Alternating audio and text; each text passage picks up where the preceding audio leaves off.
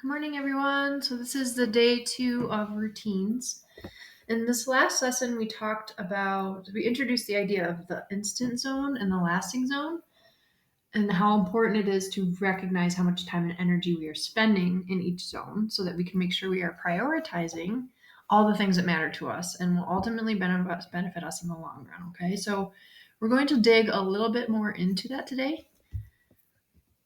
And so here we have a little graphic of what the instant zone and the lasting zone is. Okay, so when you put your resources in the instant zone, they disappear. Like just picture there being like a bucket and there being a hole at the bottom. You're filling your bucket, but it's not, everything's falling through the bottom. Okay. So when you put your time and energy in the lasting zone, you get something back and your success actually builds. Okay. So if you it's okay if you don't live every moment in the lasting zone, because that's not really possible. Okay, so it's okay to relax. It's okay to watch some TV, play some video games, or even eat something that might be really good, might taste really good, but not be really that great for you. Okay, it's okay to do these things. Just do your best and work hard to spend most of your time in the lasting zone. Okay, because if you're long term, if we're talking about the instant zone and how it affects us in the long term, if we're only spending time with our overspending or eating our junk food or scrolling social media for too long. Okay, so this zone, people in this zone will not have any money saved for emergencies or important purchases because it's like that. I get money, I spend money, right? That's the habit. People in the zone will not have the skills to get a good job in the future. People in the zone might be overweight or have health issues because they're not eating that healthy and they're just eating something that might taste good in the moment. Okay, so this is just some examples. For the lasting zone, with all these things that you see here, helping others, saving money, working out, studying, volunteering, people in the zone will have money saved for things that matter because they're not spending it right away. They're thinking about the future, right? People in the zone will have the skills to get a good job because they're building on these things. Okay. People in the zone will be more healthy and have more energy. Okay. So this is what the long-term effects look like. Okay, so we talked a little bit about staying in the lasting zone, right? We gave you these two examples about being mindful and the importance of being mindful and checking yourself and recognizing where you're at every day. And then we also talked about making a schedule, which again, we're going to talk more about. Okay, so remember when we made those codes in our journals? We had like inner code and the outer code. Those are our goals, right? We talked about the goals and what we wanted to accomplish.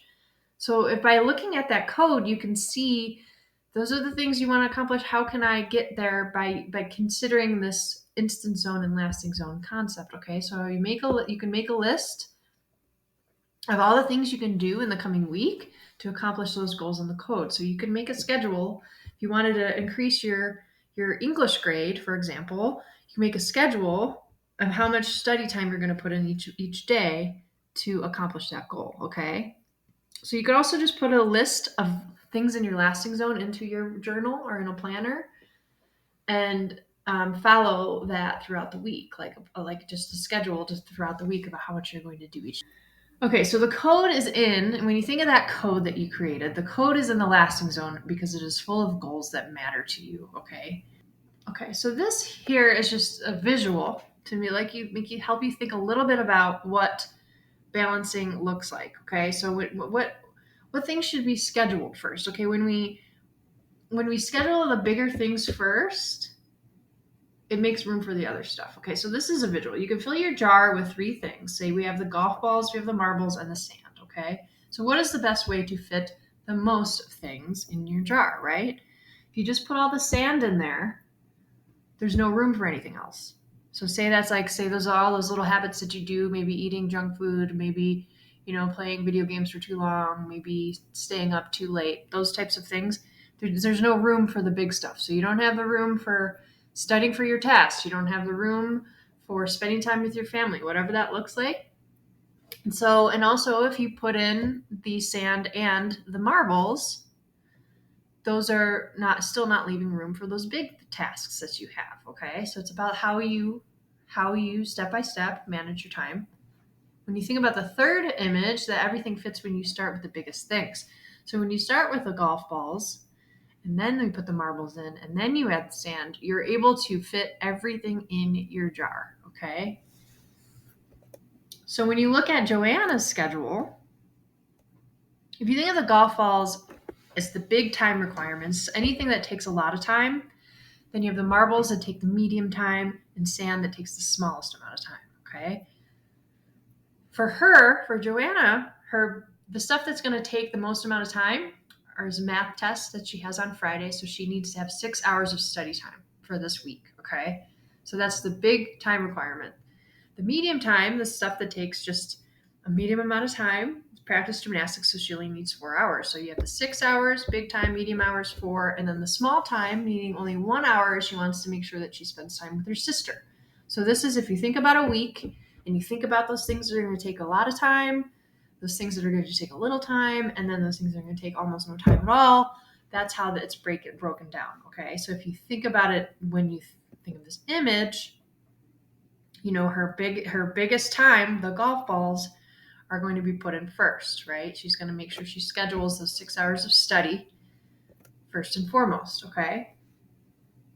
So when you schedule your week, start with the things that require the most amount of time, and then you'll be able to sort of piece in the rest of the stuff. Okay. So for example, this is what her schedule looks like. All right. So she knows that she needs those 6 hours. Okay. So she schedules an hour and a half for each day to study for her math test. Okay.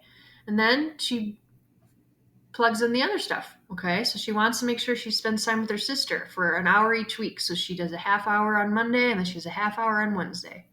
And then she has her practice for gymnastics. She's got her 4 hours for Tuesday, Thursday. But first and foremost, she's got the stuff that requires the most time, 6 hours each day, right? She spends an hour and a half each day to add up to the time that she needs. Okay. So this is just an example. Okay, so that's it for today. For tomorrow's lesson, we are going to work through making our own schedules based on the work that we need to take care of throughout the week. Okay. So thanks, everybody. Have a great day.